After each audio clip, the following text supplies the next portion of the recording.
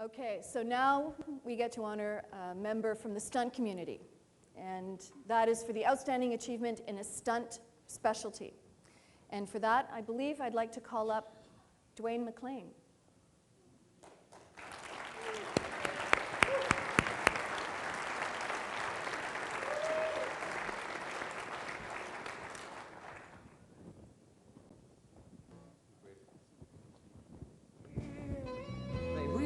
Come true. You can stop my dreaming, 'cause my dreams are of you. You see, I've been searching, girl, my whole life through,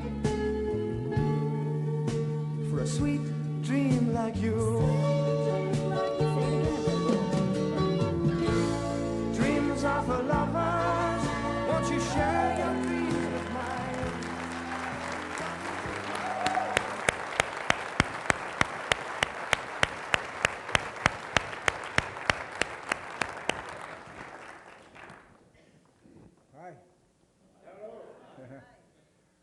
By looking at John's picture there, I guess you know he's a bit of a cowboy, and we love him for it.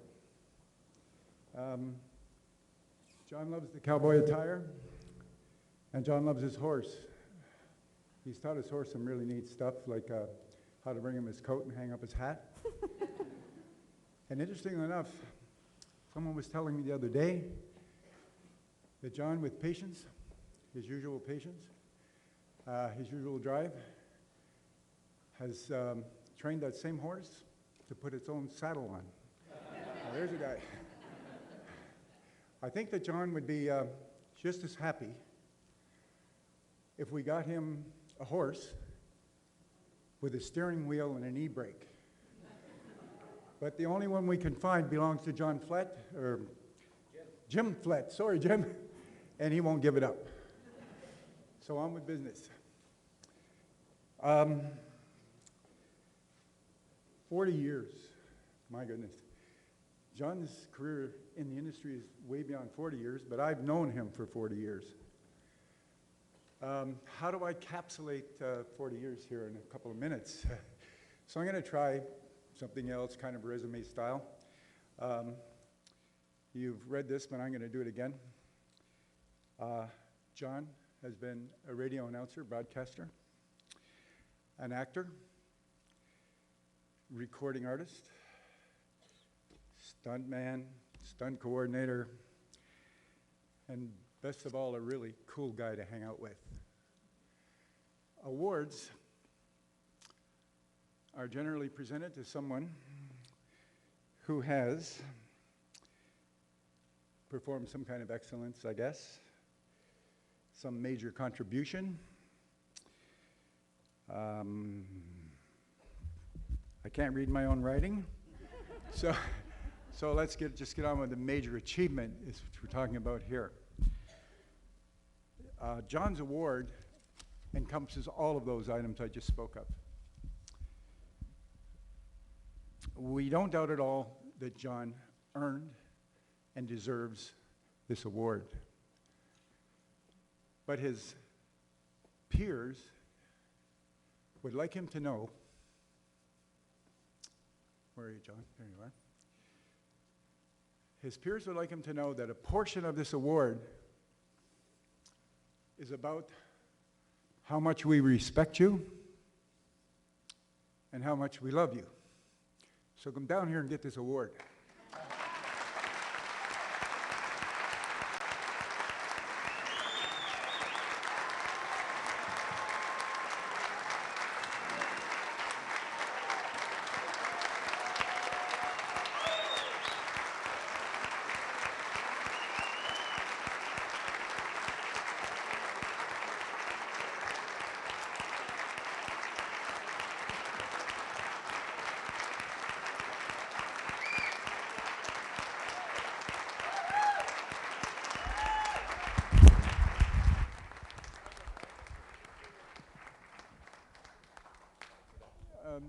I do believe there is one other little surprise we have for you, John. Uh-oh.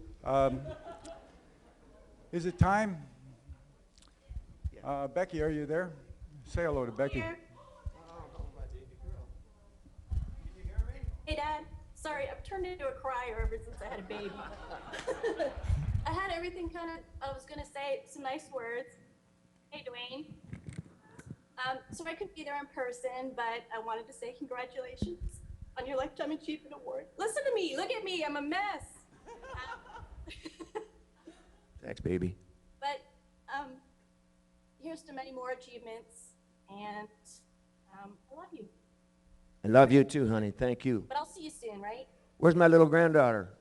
She's at daycare. Yeah. She drew you a picture, Okay. and there's actually a little video clip for you to see, and hopefully they'll be able to put that up for you so you can see it. Is it cute? Can we see it? I want everyone to see how cute your granddaughter is. Love you, baby. I'm having trouble hearing you. You know me.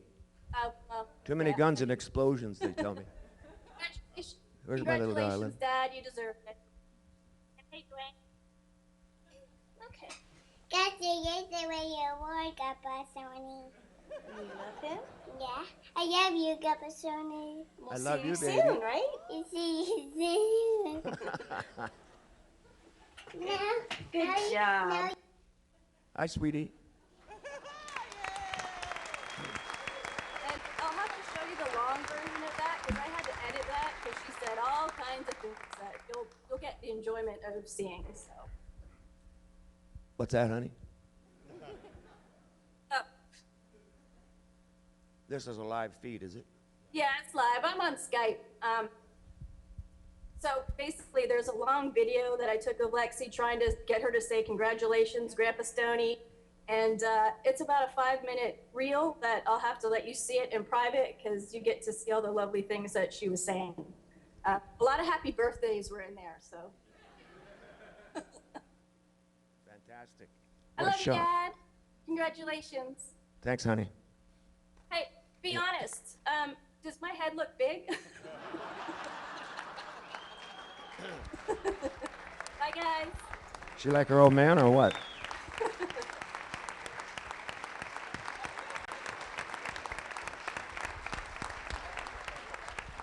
I'll do it. Trying to make a stuntman cry? Wow. My little granddaughter is in Wilmington, North Carolina, and not too long ago my daughter said, your granddaughter's a little Southern belle. I said, well, I know. She don't understand. She doesn't say night, night. She says night, night. You guys are blowing my mind. Let me hook this thing up. There we go. Move that in. There we go. Had to be a radio announcer to fool around with a microphone that long, right? Thank you. You're blowing me away. That blows my mind. Thank you very much. This is indeed an amazing honor. You blew my mind with my music up there. Most people don't know. I got to, I think it was 78 on the charts. That was it. And I got so disappointed, I thought, "At hell with it. I'm just going to keep doing stunts." Lifetime Achievement Award. I asked Bobby Hanna, because I heard that I believe Bobby got one. One day on set, I said, what does it mean, Lifetime Achievement Award? And he looked up at me with his Bobby Hanna grin, his impish little boy smile, as only Bobby can smile. He says, it means you're old. It's time to hang up your pads. I said, I can't hang up my knee pads. That's how I get my work.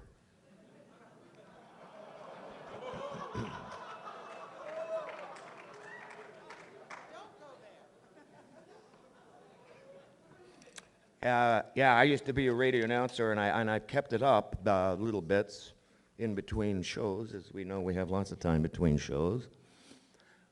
Most of the time, it seems I'm on my horse. Oh, by the way, I must apologize. Apparently, I have disappointed a lot of people because I did not bring my horse in here. You have to understand, I have taught him 21 tricks for the movies. He just finished a cowboy movie where he saves the day. But I haven't taught him how to not crap on the floor. Or he'd be with me. But I believe he's the only, I'm sure he's the only horse in the world. I taught him to play guitar for a Shania Twain movie that I was coordinating it. They didn't need it for the shot, but he's learned it anyway. And if you want to go to Google all about horses, John Stoneham, little video pops up with me and Major, and he does all his tricks. And you can watch him crap on the floor.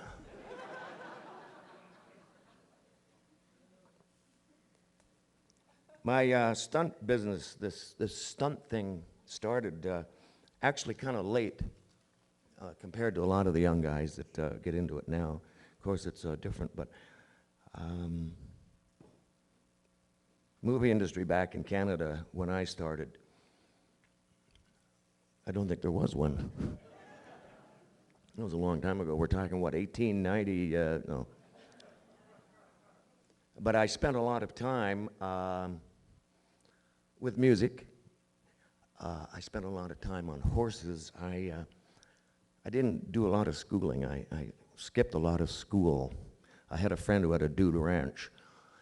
And I remember one time the teacher pulled out a box where he kept all the letters. You know how when you're sick you get mom and dad to write you a letter? And he said, "Stoneham, how come your envelope's so damn big?" Way I went.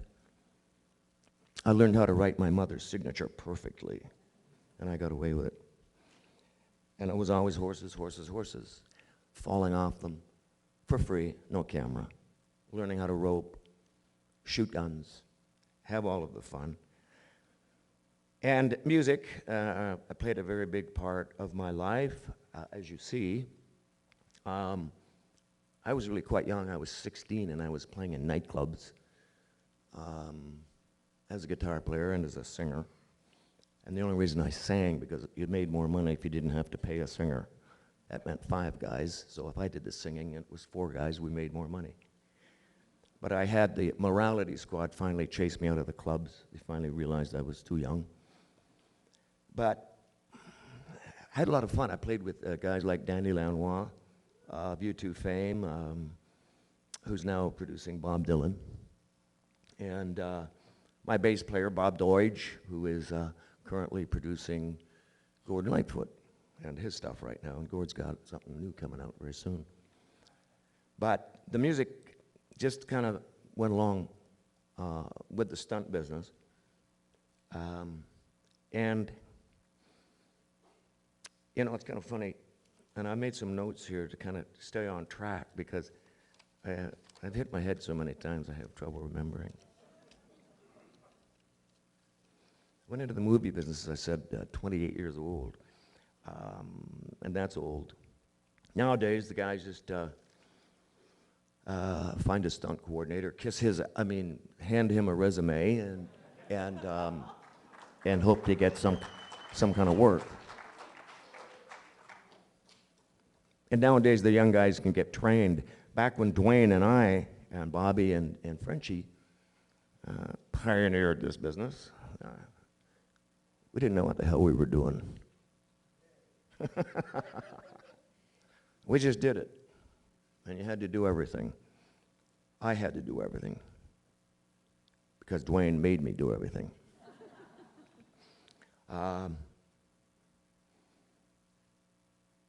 I guess it was kind of funny. I was lucky enough to be working at a major radio station when I was 28. Can you hear me at the back all right?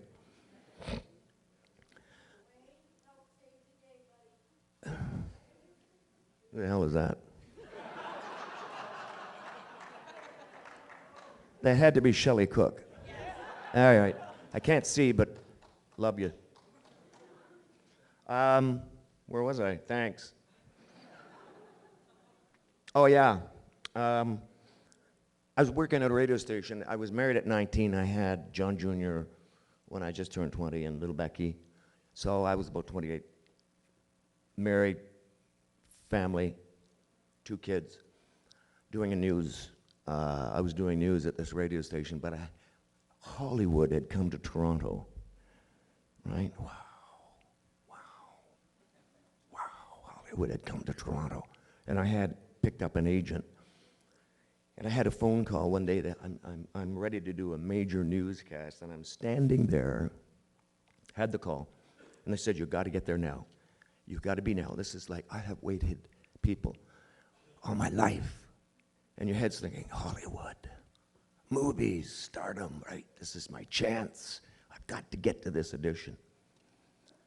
And I stood there in front of the news director, the boss, and he knew something was up. And he looked at me, and I guess he thought something was wrong with the family.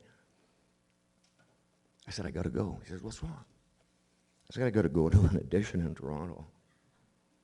You know, the last record is spinning before the noon hour news, and I'm supposed to walk into the room, the red lights on, just ready for me, and I said, I got to go now. And he couldn't understand it. He says, Stoneham, you leave now, you're not coming back. So I held the news in my hand. Most of my life I was a disc jockey. I hated doing news anyway. And I thought, Hollywood, Toronto, this is my big break. I threw down the newscast and bolted for Toronto. And people, I want to tell you, like the movie industry, unbelievable. I went to that audition, and I did not get it.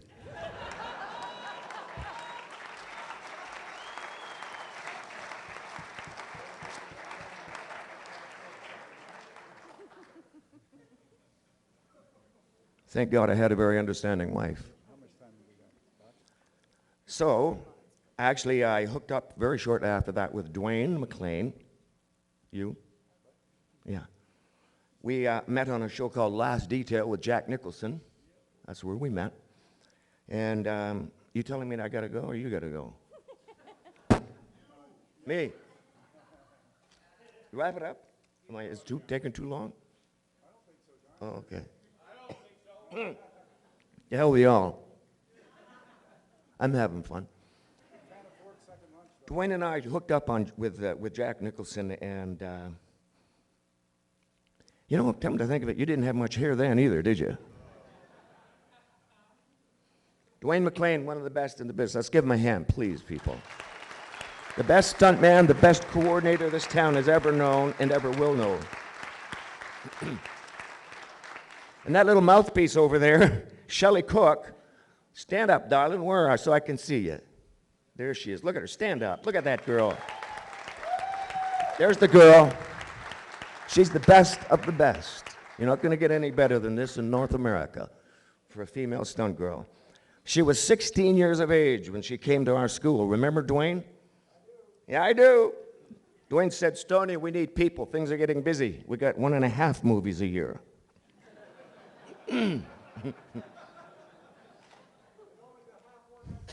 Yeah. So I spent, I don't know how many hours teaching Shelley how to fight at 16 years of age. And it's funny, she and Dwayne have been bickering ever since. It's 30 years. They love each other. They're like the Bickersons. Frances Langford and Don Amici. There she is. Look at that hair, ladies and gentlemen. I want to tell you something. Look at that. Here they are. There they are. Okay. I just wanted to say one thing. You know what? There is not a woman in this room that is not envious of this hair. Huh? Naturally curly hair. I heard a woman outside say, I'd like to scalp that broad and stick that hair on my head. It'd be more the point to stick it on Dwayne's. Say goodbye. Thanks. Bye. Say goodbye.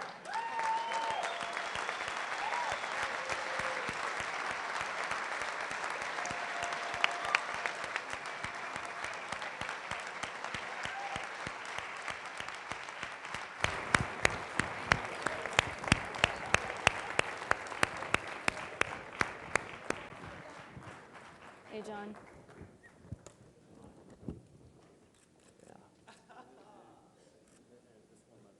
Okay. Solo.